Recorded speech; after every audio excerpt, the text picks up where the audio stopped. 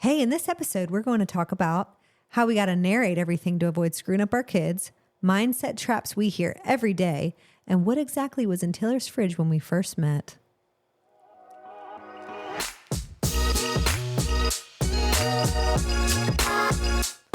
Welcome to the Chain Effect Podcast, where a physical therapist and a dietitian married with 2 kids juggle the struggle of running a business, raising a family, and prioritizing our own health, all while trying to have as much fun as possible. We're your hosts, Taylor Pope, Doctor of Physical Therapy, and Caroline Pope, registered dietitian. Together we own and operate a health facility bringing together physical therapists, dietitians, personal trainers, and active recovery services to create what we call the Chain Effect.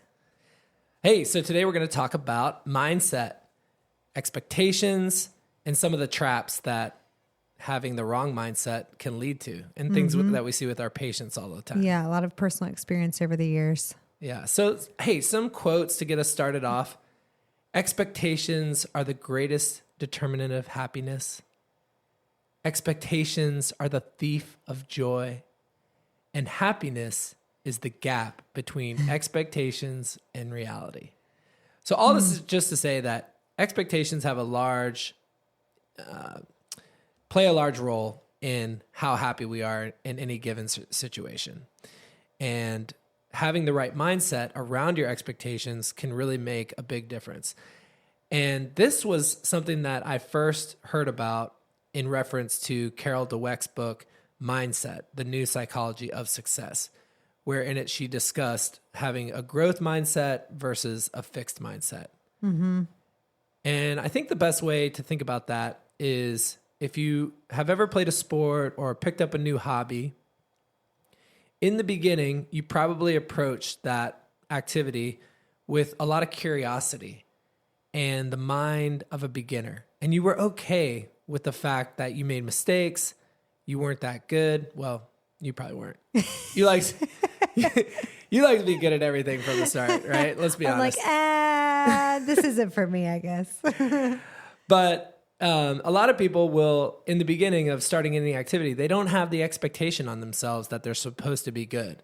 And like golf is a great example of this, right? Like, I get so frustrated. People fall in love with golf, and as soon as they start hitting the ball a little bit straight, they think they should be doing that every single time and get so mad when they don't. And they have this like faulty expectation that they should be doing it correctly every time. Yeah. And that tends to lead to a lot of frustration. And it can get so bad to where people want to quit whatever hobby or activity. And we see this with a lot of our patients, right? Especially with nutrition counseling. Sometimes we see it with strength training. Clients will start off and they have all this enthusiasm around things. And you can see a lot of changes in the beginning whenever you start and you like make a big pivot or shift. But at some point, it starts to get a little hard. And if you don't have those obstacles framed in the right way, in the right context, then it can make you feel frustrated and want to quit. Yeah. I mean, that fixed mindset, like, this is my weight goal. Oh, I want to lose this many pounds. Well, it's not just a linear curve. It's not a linear line on a graph. And anything that comes, easy is not really a long-term fix. Right. And so it's a lot of bumps along the road, and it's hard for people to grasp that. Like, it's going to be, you're doing okay. And then maybe the next week it's a little bit harder. It's not going to be easy the whole way. It's going to be more of a stair climbing up and down. And especially a lot of our patients are high achievers. And so they're just used to tackling a new problem and getting the desired outcome that they're looking for. And life just doesn't really work that way, especially when you're trying to make changes and incorporate things that are new. Yeah, we have a lot of intelligent professionals and executives and people, that it is hard. They're like, this should be so easy. Why can't I just do this? Or why isn't it happening? And yeah, it's a journey. Yeah. So having what we call a growth mindset means that you are recontextualizing these problems into opportunities for growth. So you're examining your expectation shifts from you're going to be good at something because you've always been good at something to I'm going to do this thing and I'm going to have bumps along the way. I'm planning for the fact that there's going to be obstacles in my way and opportunities for growth. And with that, you're contextualizing things and thinking, okay, every opportunity or every obstacle or bump in the road or problem is a opportunity for me to examine the path, figure out some different strategies, maybe pivot a little bit and get better from that trial and error. Yeah. And like what worked in the past. A lot of it can be reflection too. If you're doing the same thing again or trying something new again or a similar goal, you can look back and say, well, what worked? What didn't? I did get through, or I did see success, seeing the positives of what you did work on and not just the negatives. And all of these tactics of reframing hiccups and failures as opportunities to learn and grow can make you more tactical and resilient in your ability to solve problems and actually reach your goals. So what's funny is that when before we had Bennett, I was learning about this stuff. Yeah. And I never really realized how pervasive it is when we talk of how we talk to our kids, because there are these identity labels that are so common in our world of, trying to equate someone to an identity trait such as intelligent. You're so smart. Yeah, beautiful. You're so beautiful. You're such Fast. a good boy. Yeah, you're so fast. You're so athletic. You're so strong. You're so brave. You're, all of these traits. I mean, it's nice to hear, but at the same time, if you hear that as a child, then the research has shown that you start to think of yourself, I'm someone that is brave. I'm someone that is smart. And at some point, especially with the way our society works, is that we all start to get tracked into these different pathways. And so, yes, the smart people tend to be tracked with smarter and smarter people along their journey through school. Athletic kids tend to get tracked with more and more athletic kids as they go through sports. And what happens is eventually you're going to reach an echelon where everyone is athletic and everyone is smart. And all of a sudden you might not be able to fall back on that natural ability and you have to work. Kind of like in college too, going to a big Exactly. college and it's like, oh, everyone is doing great. I don't have good study habits. Yeah. I thought I could just memorize everything, but turns out I can't do that. Or like you are a straight A student and then you get your first B or a B plus. For me, it was a C. Or a C. I got a C. And I was like, oh my God, this is not me. Yeah. And it's like, do I just drop this class? And it's like, no. Yeah, let me just cut this out. Let's just get out of here.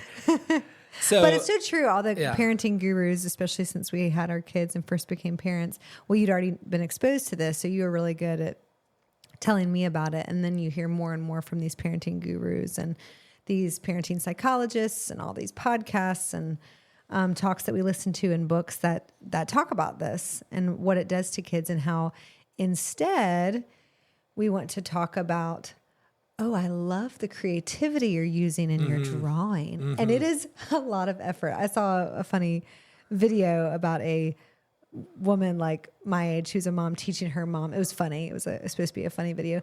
And she was teaching her mom how to correctly identify her child at the playground. And so the mom's like, oh, you're so brave going on that swing. And she's like, I love how you are using your energy to swing. And, all this stuff. And it's so fun. It takes so much thought, but it's that, long-term result. I mean, it's shaping your little human to be better and more resilient in the world instead of like one label. And the big takeaway is you're trying to acknowledge the effort.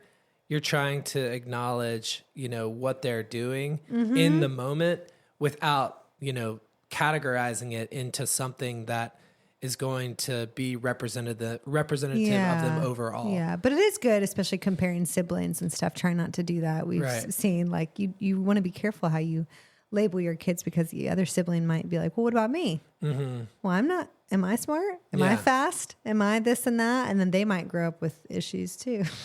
And so the way I like to talk about it, especially with our kids, is like, sometimes I'm strong, sometimes I'm fast, especially when I've been on my training game. Yeah. Working hard. But you know what? Sometimes I'm weak and sometimes I'm a little bit slower. Sometimes I'm more disciplined. Sometimes I'm more impulsive. And just allowing space for that other side and, tying it to the behaviors that promote those traits. Yeah. Right? And set the labels. Because we're all on a spectrum. We're all human. Yeah. We are all on a spectrum any given day with all of these traits. And a lot of the research has just shown that these labels can create a lot of anxiety in our kids. And we know that right now, anxiety and also depression is just one of the biggest things that teenagers, teenagers are having to deal with. And, we could get into the whole, all of that compounding through social media and this like false sense of self. But the more you're talking about your kids' efforts, same thing with us as humans, or thinking about our clients and patients. Like the more you're rewarding their efforts, you're talking about what they are doing well, what process they're doing well, what effort they're putting into things, instead of like just focusing on the end result or like, oh, great, you lost 2 pounds. Awesome. You're doing great. You must be doing great at everything. Wrong. Yeah. It's more complex than that. So what are some of the things or some of the traps that we see with our clients? And so we were trying to think of some of the things that like we hear all the time and what the various problems with them are. And so I'm going to start with the first trap, and air quotes here. I know how to eat healthy. I just need someone to help me get on track. We hear this all the time, because our physical therapists and our personal trainers may talk about nutrition or food. It's natural to bring up, what'd you have before this? And then it's like, oh, we have like dietitians. Did you know? Like it's probably covered by your insurance. And then people say this. That's the next thing that people usually say. Oh, I know what to do. I just need someone. I just don't do it. Yeah. I just don't do it. And I know what to do. The problem with this mindset trap is it can lead to a narrow focus or a premature feeling that you have what you need and you could take it from here. Like, I do know everything. Well, we don't know what we don't know. Like, yes, you are inundated with facts and ideas on Instagram and social media about you need 120 grams of protein. You need a gram per pound of body weight. You need half your ounces in water, half your body weight in ounces in water. That's all knowledge we're taking in, but there are so many other complex things that we can discuss with a medical nutrition therapy dietitian, like provider. And the real role of a dietitian is often misunderstood. And this is what's so frustrating about my field is there are so many ideas of what a dietitian does, and maybe some of them do just make meal plans and give you a sheet of paper with a meal plan on it. But it is so much more complex. And so we examine your whole medical history through a unique lens.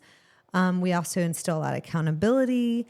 We evaluate wins and obstacles. So I like to say we're like a therapist, but we have the nutrition and medical knowledge where we have this objective lens where we can actually see things that you're missing because you live with yourself every day. Right.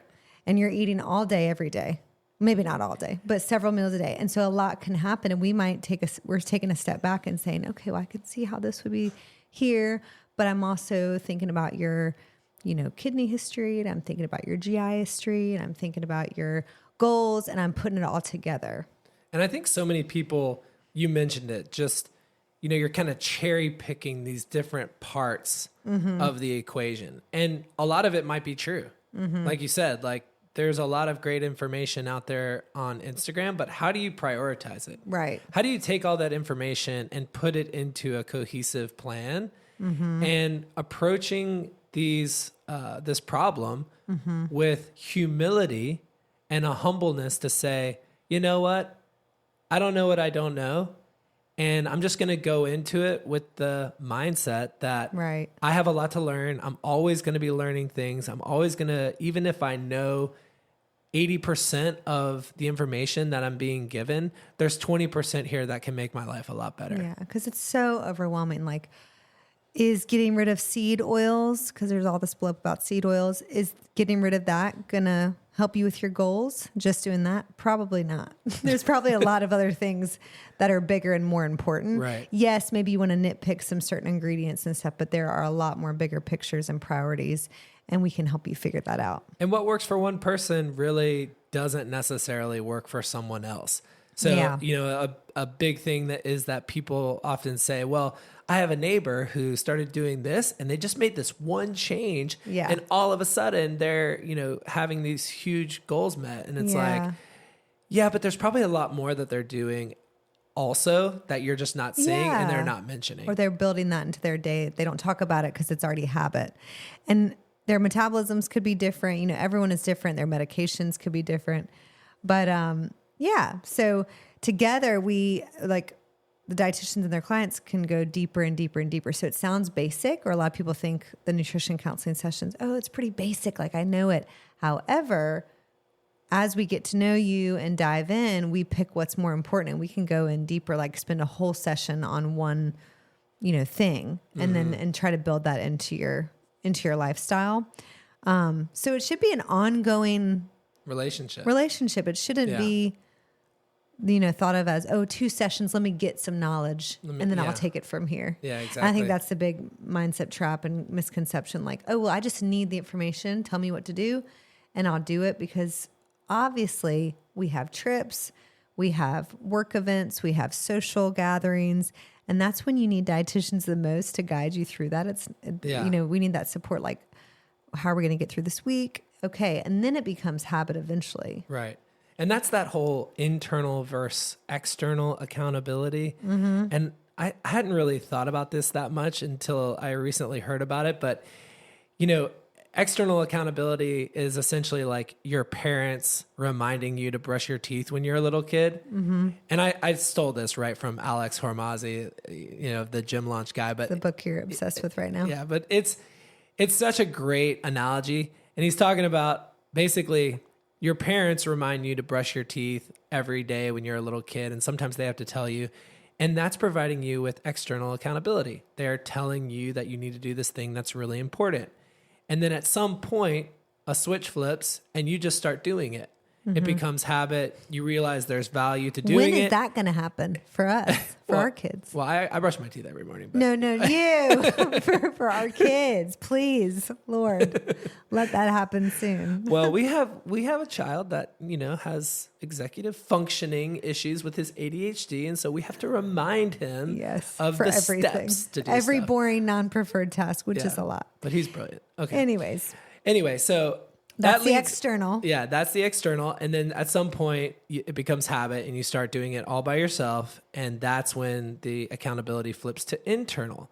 Mm-hmm. And that might be a time when you're just checking in with the dietitian to make sure you're on track. And you don't need that sort of ongoing accountability quite as much. Internal might be like you're setting reminders for yourself. You're tracking your food. Yeah. You're kind of doing things, building these habits. Or when you open the fridge, you just naturally reach for the produce over something else that's a more unhealthy option. But it takes a lot to get there. It does take a lot. Even living with you, it takes a lot. What? Well, to stay on track all the time, right? Like we do all of the things. We sort of you mean even living with me like I'm a good influence? Yes, you are a good influence. Okay. Yes, living with a dietitian has been a net positive for my nutrition. Yes. Yeah, as it should definitely. I mean, when we met, let's be honest, there was a lot of bacon in the fridge. There was, go ahead. Gosh. Go ahead. Well, it was empty first off. And there was like steak, bacon, and beer in the fridge. It's a lot of protein and beer. And like not even any condiments, like maybe some barbecue sauce or something. Condiments? You don't put condiments on butter. steak. You probably did butter. Yeah. Anyways, you've come a long way, but you also have this growth mindset, which I really appreciate. And you've done a lot of reading about it. You've educated me a lot about it. It's helped with parenting. It's helped with our lifestyle. Even as health professionals, we get in a rut. There's times where we're not disciplined or kind of focused on the result. And then we're like, no, we got to keep moving. We got to keep growing. Yeah. So that kind of leads into the second trap, which is I haven't done my homework. So I should just cancel until I have more bandwidth to continue and do my part. Oh, over the years, this has bugged me so much with nutrition, trying to figure out how to reply to that or, help the patient through that. Because at least on the nutrition side, I've seen that. Not so much. I think we've worked on. I mean, people will say that with their exercises too. They're but like, with physical therapy, like, oh, I feel like I just haven't done enough to make it make sense to meet with you again, or worth my while. And same with nutrition. Oh, I didn't journal my food like we talked about, or I just feel like I haven't made enough progress to actually meet with you. There's not enough to share with you. And it's like, God, we could talk for 5 hours. What do you mean? We could still talk about tons with nutrition. Just scratched the surface, right? Yeah. But this also really ignores the enormous victory of starting, right? And so you start a journey, and it can be hard for us to self-diagnose the wins. Yeah. And we tend to be a little bit more hypercritical of ourselves in general. And so we don't tend to give ourselves the grace of our victories as much as we see our faults. Yeah. And it's like that whole thing where, did you ever see that commercial where it was like, draw a portrait of yourself, and the person like drew all of their sort of like things they didn't like about themselves, like they have a mole, really? or like they if their nose was on the bigger side, they drew a huge nose, or they did these things, and then they had strangers draw them, and it was like the most beautiful portrait ever. And it's just like, ignoring the flaws. Exactly. How other people see you is so much different than how we see ourselves. So hypercritical.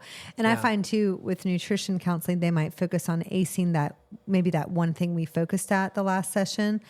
But then I try to remind them, focusing on the wins, like you were talking about. It's like, well, picture yourself 2 weeks ago or 3 weeks ago. You weren't doing this that you're doing now. So even just a few weeks, people forget the changes they've made. And, habit change is hard. And so cutting yourself some slack and just showing up is also a huge win. Yeah. Because even if you just heard the same exact information all over again, it's another touch point. It's another opportunity for it to sink in, maybe in a little different way. And then you can really take it, take that, next set of advice and run with it. Yeah. And finding what's not working. Like, okay, well, this didn't work. This was not the right way to do things. Let's find a more creative way for this to actually happen this coming week. Yeah. It's kind of like, I know it's hard after a vacation or after a period where maybe you don't go to the gym or you don't do your regular workout routine if you're not intrinsically motivated. It's like you missed out. Let's say you're not going to your workout classes. It's been 2 weeks. It's kind of like just not showing up because you're like, well, I haven't been there in 2 weeks. People are going to be like, where were you? Yeah. So I'm just not going to go. Or I've lost all the momentum.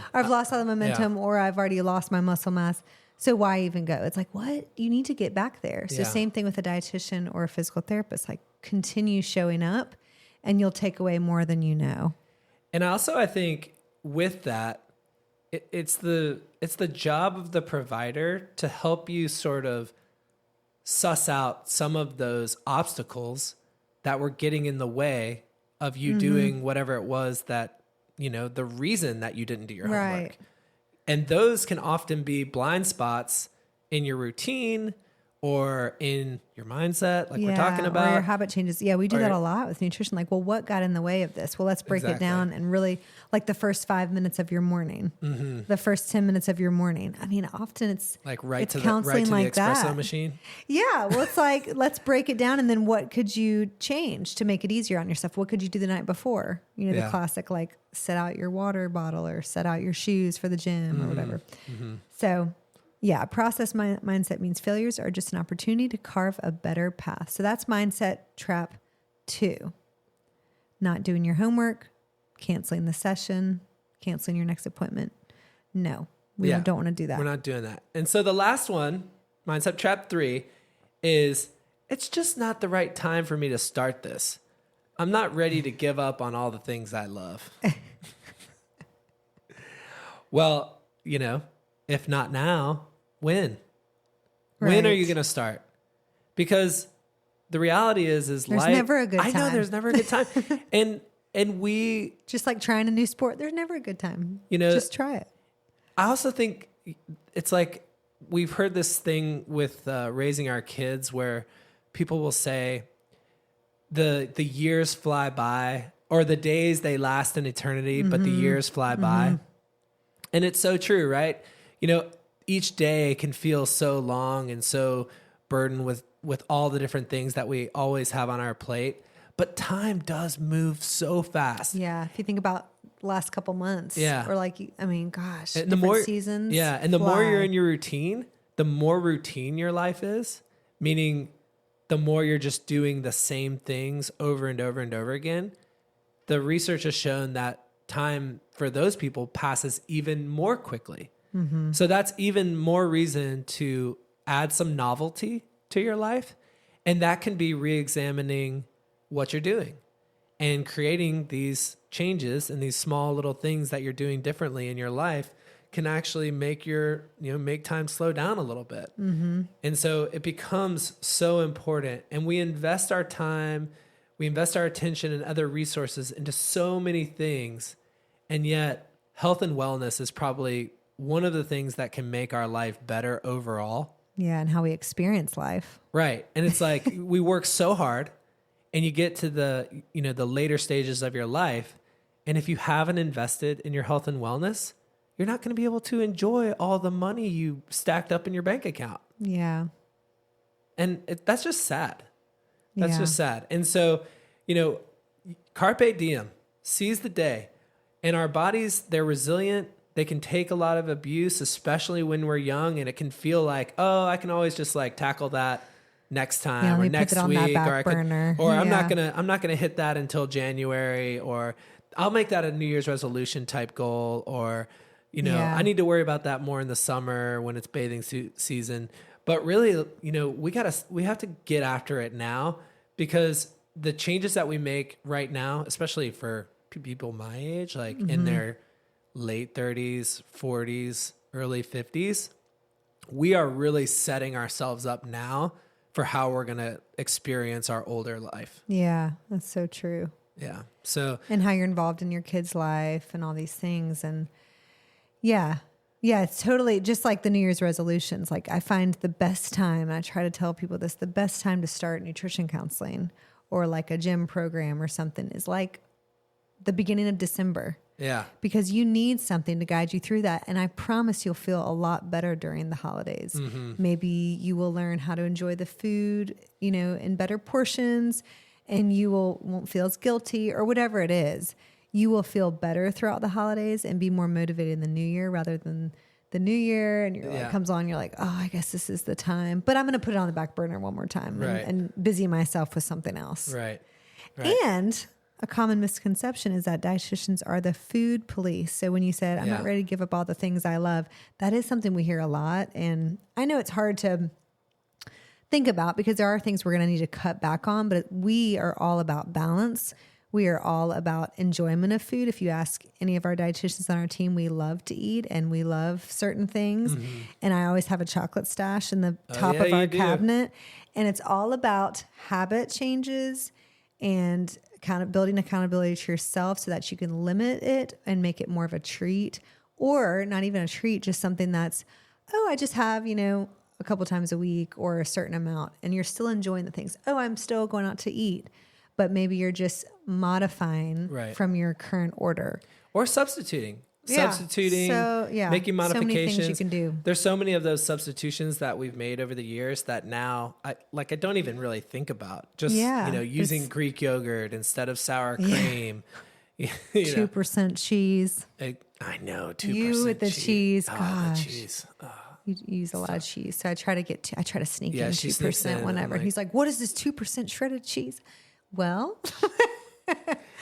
I'm not gonna lie, it doesn't really melt as well. I know because they have like the Well, it doesn't have as much fat, and also they use in the shredded cheese they use like a binder, like a non, so it doesn't stick together like a non-sticking additive. However, I promise you, if you for the sake of being able to have cheese, I will have the 2% cheese. Yes, so substitutions are crucial, and that's what a dietitian does. They're not trying to change everything in your life. They're trying to help you navigate all the different food options and enjoy it and also reach your goals, because you can't do both. You can't eat whatever you want all the time and also reach your goals. And just remember, the clock is always ticking, and the decisions that you're making now could mean the difference between a life of independence, travel, recreation, social activities versus a routine of ongoing medical visits, isolation due to limited mobility, and then just regret that you're not able to do the things that you want because you didn't invest in yourself. Right. And we have like parents, oh my gosh, like we're already, we got a 6-year-old and we're already driving him to this and that, like starting to, experience the like sports multiple in the times evenings. per week. And heaven forbid when, Talia gets a little bit older, we're going to be doing stuff all the time. Yeah. And that's investing in them, but we have to pay ourselves. I mean, one of my patients uses the saying to me all the time. She's like, you are the well. And if the well runs dry, nobody drinks. Yep. And so we have to make that mindset shift. We have to take care of ourselves and do it today. And also having someone alongside you is like, we feel like just thinking about driving kids to sports. Well, I'm literally in the car from 4 to 7, or we have sports from 5 to 7:30. We get home, at 8. So that dinner is an issue. And I can see how that happens, but that's why you need someone on your team to help you. Cause we can walk you through that. Dietitians, can support like walking you through easy meals, or where you don't have to eat out. You don't have to spend the money. You don't have to get fast food. So putting yourself on the front burner and not falling for these traps. That is the lesson. So I think the moral of the story is you got to be willing to grant yourself permission to strive for what you want without feeling like fear that you're going to mess up, fear that it's not going to work out, fear that you're going to come up short of your goals despite a bunch of work. Yeah. Right? I mean, I got to experience this firsthand, and I'm so glad that we had Bennett there. But my ultimate Frisbee team just competed in a world championship, and we went in as the number 1 seed. We kind of rolled through the tournament, and we were in the finals, and we lost. We lost in a game to Canada, and we did not play our best. I think everyone expected you to win gold. Yeah. And so what I got to tell him was, hey, sometimes you put in so much work and you don't win. Yeah. And you have to be okay with that, because I know that we're going to learn from that experience. Now, I may not learn from that experience to be back at that experience, but there's definitely lessons to be taken away from that. And so even in our failures, we're able to gain some sort of insight into how we can make our life better in a different way, and really sort of, build that vulnerability, that humbleness, that humility to try and live a life without fear. So, we're not robots. Yeah. So we just got to remember it's not going to be a perfect curve. There's going to be bumps along the road. So if you like this podcast and you enjoyed listening to this conversation, do us a favor and text it to someone, just one person. And that's going to help boost our subscribership, or boost our exposure to other people, like-minded people who might find this content fun and educational. If anyone's in this, so you hear any friends talking about these mindset traps or saying what we talked about today, shoot them over the podcast to listen to. We are here to support you. Let us know if you have any questions. My email is caroline@chaineffect.us. Taylor's email is taylor@chaineffect.us. Thanks so much for listening. And we'll catch you later. All right. Catch you on the flip side.